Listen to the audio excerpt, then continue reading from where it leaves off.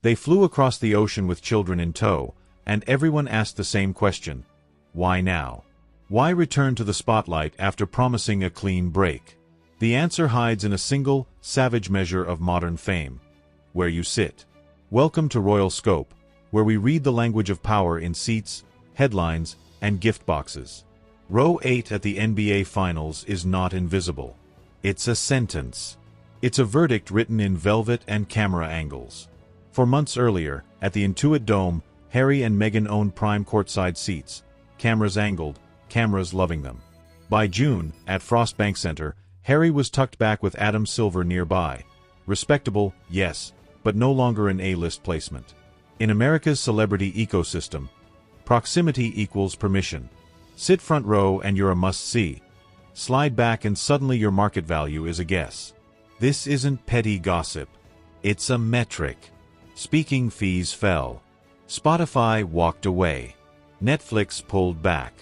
A lifestyle brand listed hundreds of thousands of products with only a trickle of visitors. Sponsors like Boeing stepped away from charity sponsorship.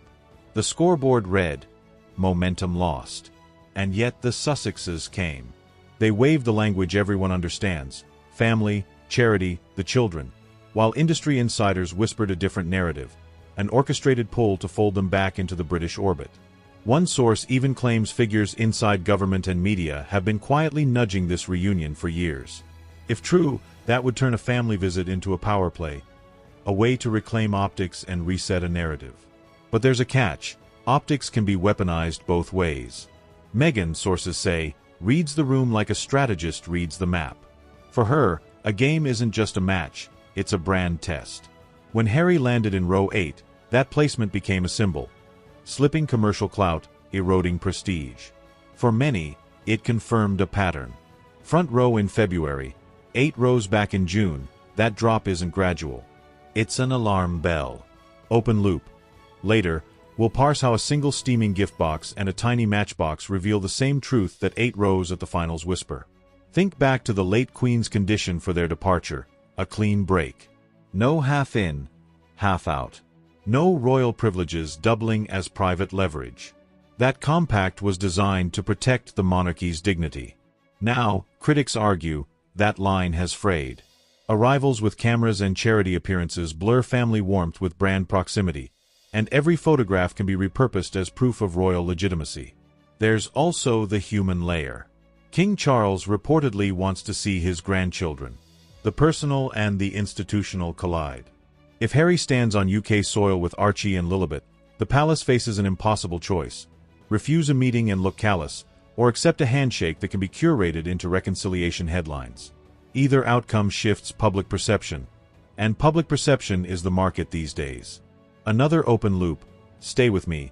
Later we'll examine the arithmetic behind brand fatigue, inventory versus visitors, deals cancelled, and what a collapsing product line says about long-term influence.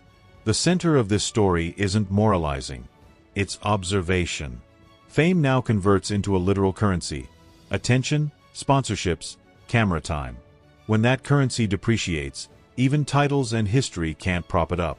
A matchbox sold as a limited edition heirloom for an eye-watering price becomes the perfect symbol. Strip away the royal label, and you're left holding a small cardboard box. Exactly 70% through this narrative. If you're enjoying this unpacking, help us keep digging.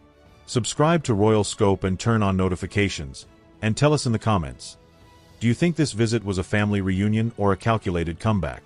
Your answer changes the story. Back to the arc. Patterns matter more than one-off moments. A stream of cancelled partnerships, reduced speaking fees, and repositioned seats draws a clear picture. It's not just a celebrity setback, it's a market correction. The Sussexes can still play the long game.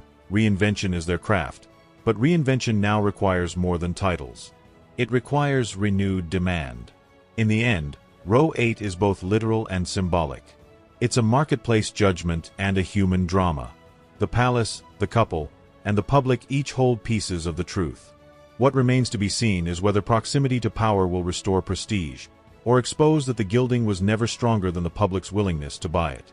If you like this deep dive, share it, and stay tuned to Royal Scope for the next chapter. How do you read the seats? reconciliation, or comeback.